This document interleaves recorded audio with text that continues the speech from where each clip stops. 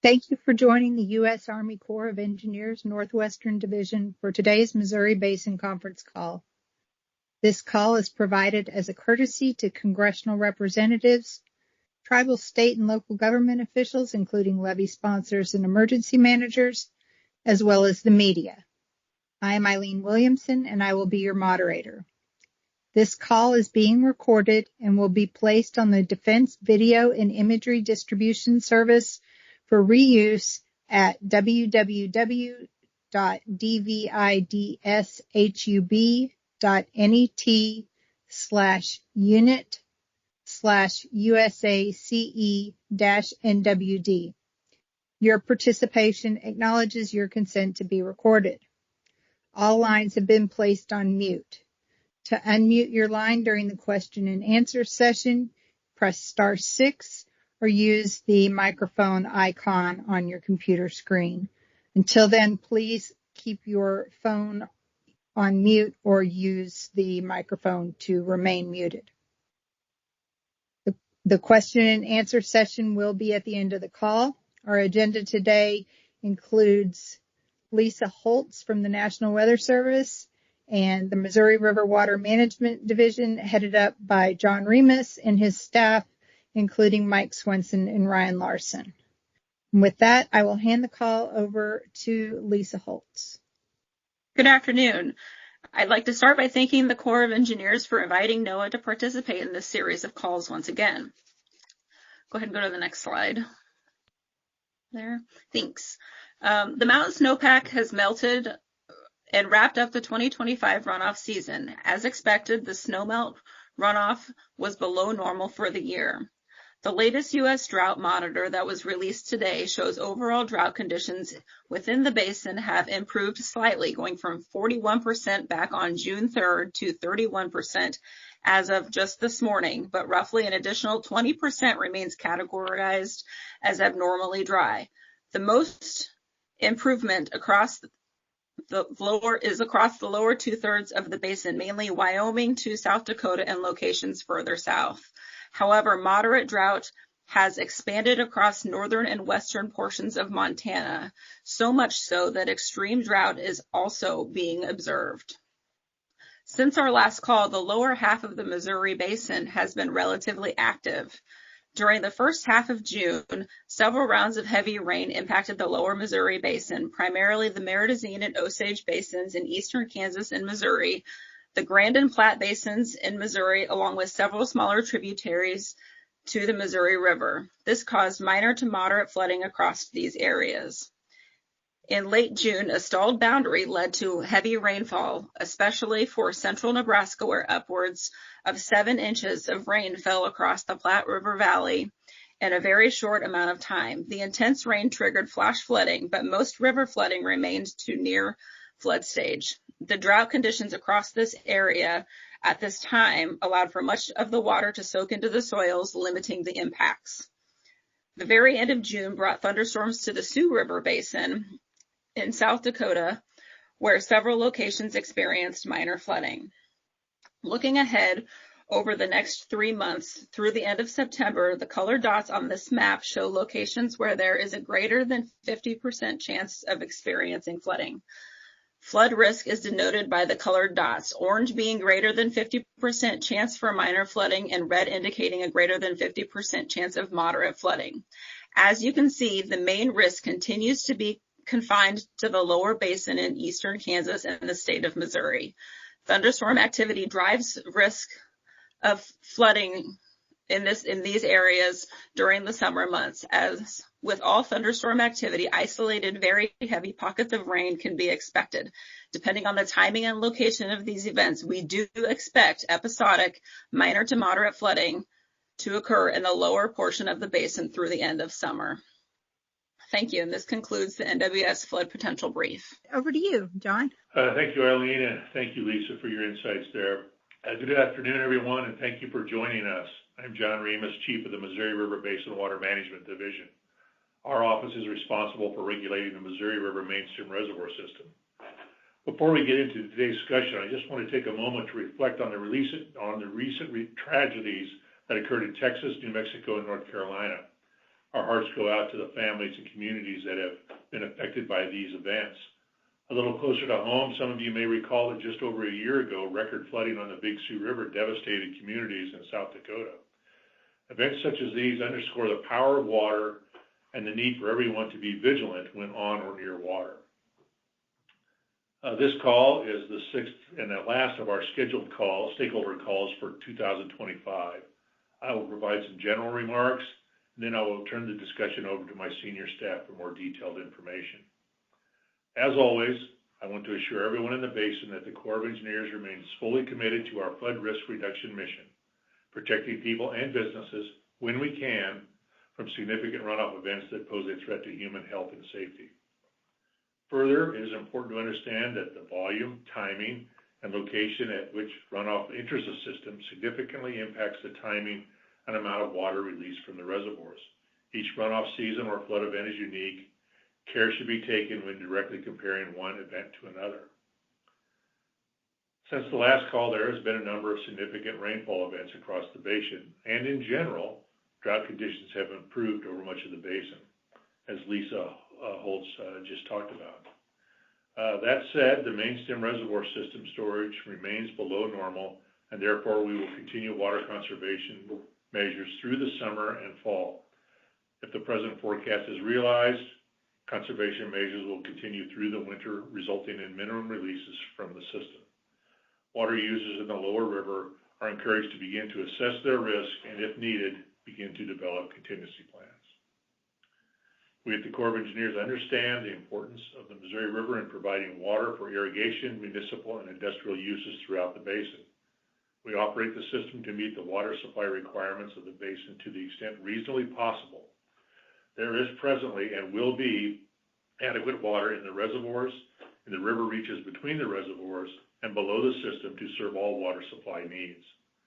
I do want to remind everyone that the Corps of Engineers does not provide or guarantee access to the water. Maintaining access to the water is the individual facility owner-operator's responsibility. Further, we will continue to meet our statutory obligations to operate the Missouri River Mainstem Reservoir System for its authorized purposes as described in the Master Water Control Manual. We will also continue to comply with all laws and the provisions of the 2018 biological opinion. Lastly, the runoff forecast and projected reservoir releases and pool levels that Ryan Larson and Mike Swinson will be discussing are based on the best available information. As we move through the year, actual conditions may be different. This concludes my opening remarks. Thank you very much, and I will now turn the discussion over to Ryan Larson. Thanks, John. On slide 6, Eileen. Looking back at observed precipitation as a percent of normal over the past 30 days, well above normal rainfall occurred over much of Nebraska, eastern South Dakota, western Iowa, and small areas of Montana and western South Dakota. The heaviest amounts range from 9.5 to 11 inches, equating to over 300% of normal precipitation in localized areas. In contrast, drier than normal conditions have been prevalent in northern Montana and North Dakota, much of Wyoming and Colorado, eastern Kansas, and central Missouri. Over the past 90 days, the areas of above and below normal precipitation are less pronounced, but generally follow the same pattern as the last 30 days. Moving to slide 7. Temperatures of the past 30 and 90 days are shown in the figures on slide 7. Over the past 30 days, temperatures have been slightly above normal across much of the basin, with the highest temperatures being across central portions of the basin and Montana, where temperatures range from 2 to 4 degrees above normal. Over the past 90 days, the overall departures have ranged from 0 to 2 degrees above normal throughout most of the basin, with pockets of 2 to 4 degrees above normal and small areas of 0 to 2 degrees below normal in Kansas. Moving to slide 8. Soil moisture is factored into the forecast as an indicator of wet or dry hydrologic conditions. Soil moisture, as calculated by the Climate Prediction Center, or CPC soil model, is depicted as a soil moisture ranking percentile and anomaly on July 8th. The 2 July 8th images show the driest soil moisture in the mountains and plains of Montana and Wyoming and northern North Dakota. There are still areas in South Dakota, Nebraska, Kansas, and Missouri with drier than normal soil moisture conditions. However, the seasonal soil moisture anomaly change in the lower right image shows improvement in soil moisture over much of those areas. Moving to slide 9. The National Drought Monitor categorizes drought conditions based on severity. As of July 8th, about 58% of the basin is experiencing abnormally dry conditions or worse, while 31% of the basin is classified in official drought. Drought conditions are most severe in Montana, eastern Wyoming, southwestern South Dakota, and Nebraska. Compared to 3 months ago, drought conditions have improved with a reduction of official drought conditions from 53% to 31%. The current seasonal drought outlook indicates drought persisting in existing areas of drought and potential for drought conditions to expand in Montana, Wyoming, and western North Dakota. Drought is likely to improve or be removed over portions of eastern Nebraska and South Dakota by the end of September.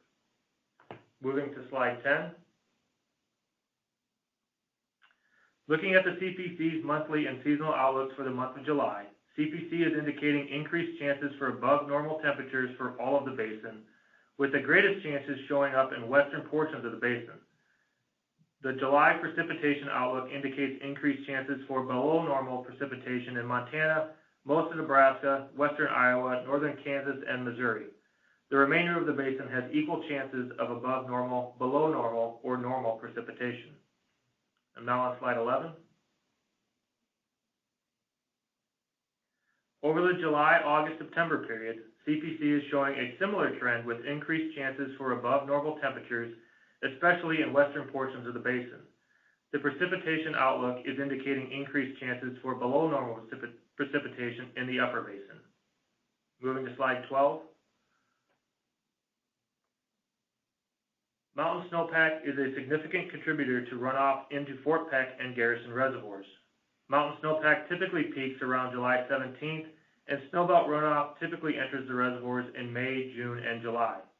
The mountain snowpack in the above Fort Peck reach, shown in the left graph, peaked at 92% of average on April 5th.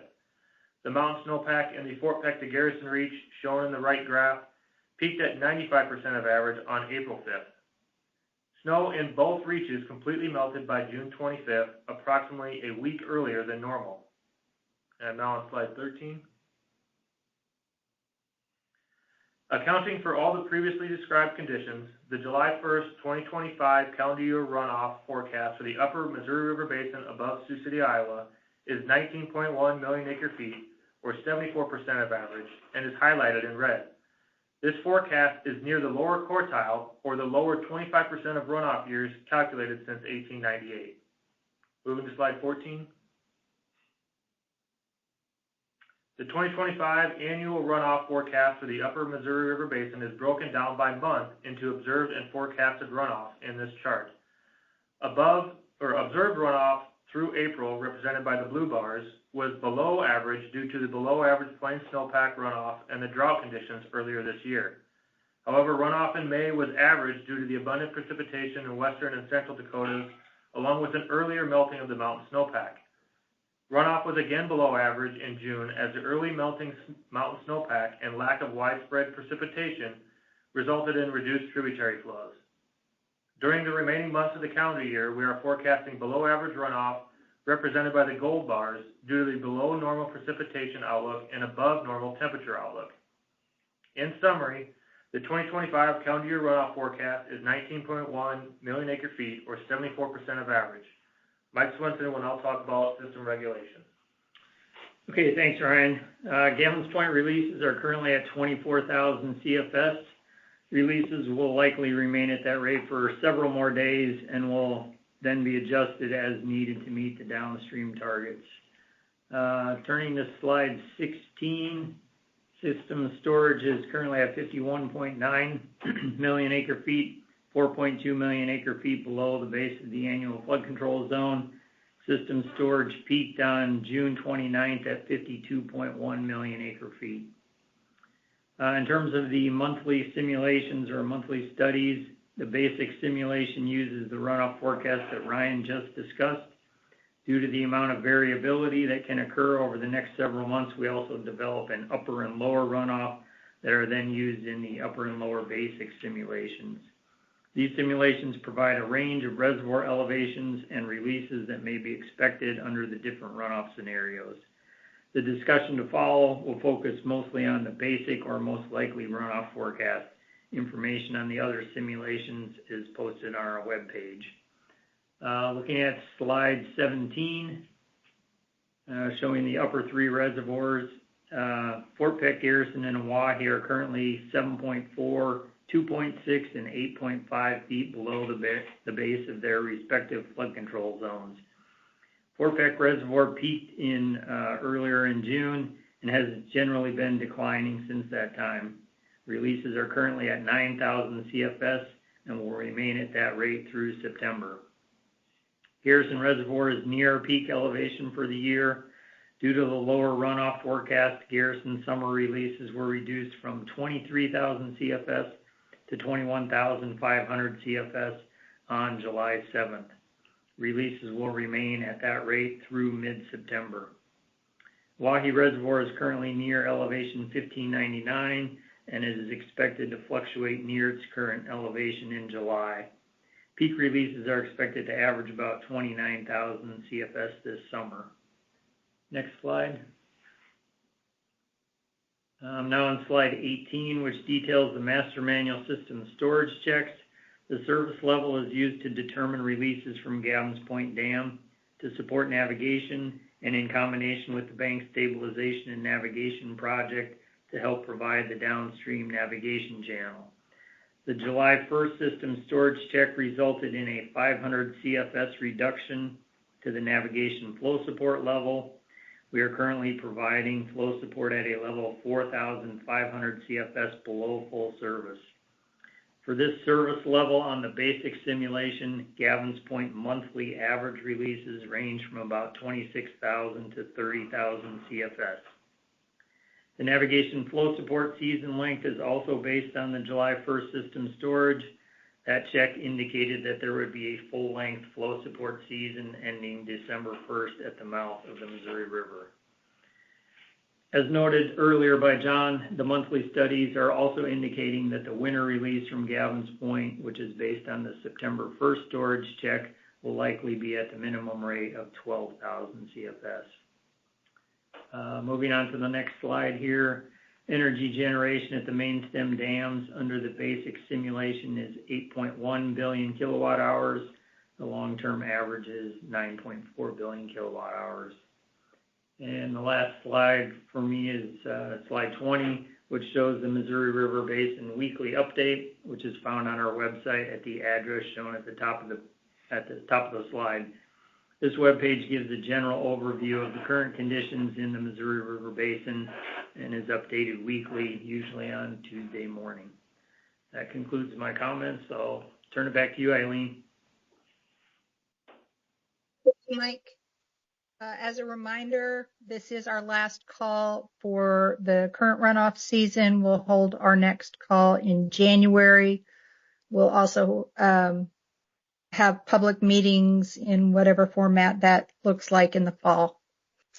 We'll move to the question and answer session. For members of the media, the names of our speakers, their position titles, and contact information is on the current screen. As mentioned before, I'll go in alphabetical order by state and then ask you to state your name and the organization you represent. Press *6 to unmute your phone or use the microphone icon in the conferencing app. Right now we have 58 callers on the line. I believe we peaked at 60. We'll start with the state of Iowa.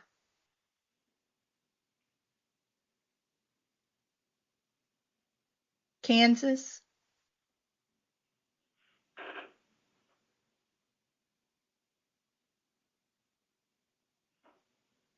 Nebraska. I skipped Missouri and Montana. So Missouri, Montana, North Dakota,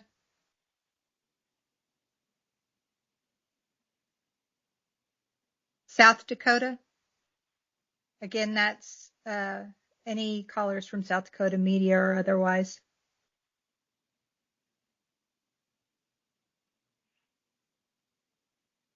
Wyoming.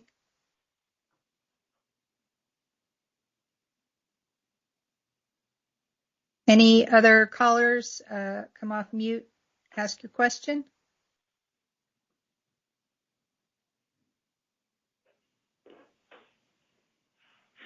All right, I don't see any questions in the chat, so I'll hand it back to you, John. Thank you, Arlene.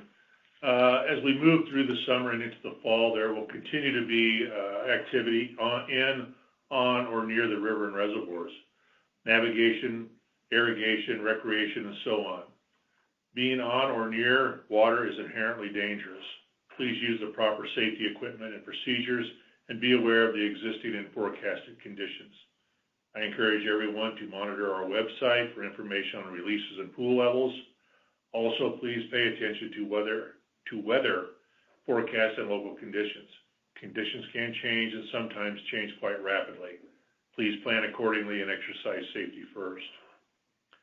As I stated earlier, this is our last scheduled stakeholder call for 2025. If the actual conditions begin to significantly change from forecasted conditions, ad hoc calls will be scheduled. If you have any questions regarding reservoir operations, feel free to contact us. As Eileen said, the contact information is provided on the final slide. One more thank you to Lisa Holtz for joining us today. And I will offer one last chance for questions before ending the meeting. John, this is Jody Heemstra at DRG Media Group in Pierre. Yes. Just looking at the current reservoir levels for Fort Pack, Garrison, Oahe, and Fort Randall, looks like Oahe is quite a bit lower than the other three of the big four. Just kind of wondering how we got that low and how the management and manual and direction is going as far as potentially bringing that maybe back up a little bit. I'll let Mike Swenson talk to you about that. So I guess just in a general comment, Ryan talked about the mountain snowpack that comes into Fort Peck and Garrison. So generally those two reservoirs during the spring and early summer pick up most of the runoff, and I guess Garrison picked up more this year than, relative to Fort Peck. In terms of, the reservoirs, we will, over the next several months, sort of rebalance storage in the reservoirs to, meet the authorized purposes. We try to, provide some benefits in terms of recreation and hydropower and those kind of things. But by the time we get to early next year, before next year's runoff season, we'll try to get those reservoirs balanced so that they're closer to, in terms of percentage of their multi-purpose pools filled. Also, at Oahe, we had virtually no plain snowpack this year, which is a component of runoff that generally runs into Oahe, and we just didn't have any this year. So it'll be a long process. Yeah, I wondered about that. Thank you. Any other questions, comments?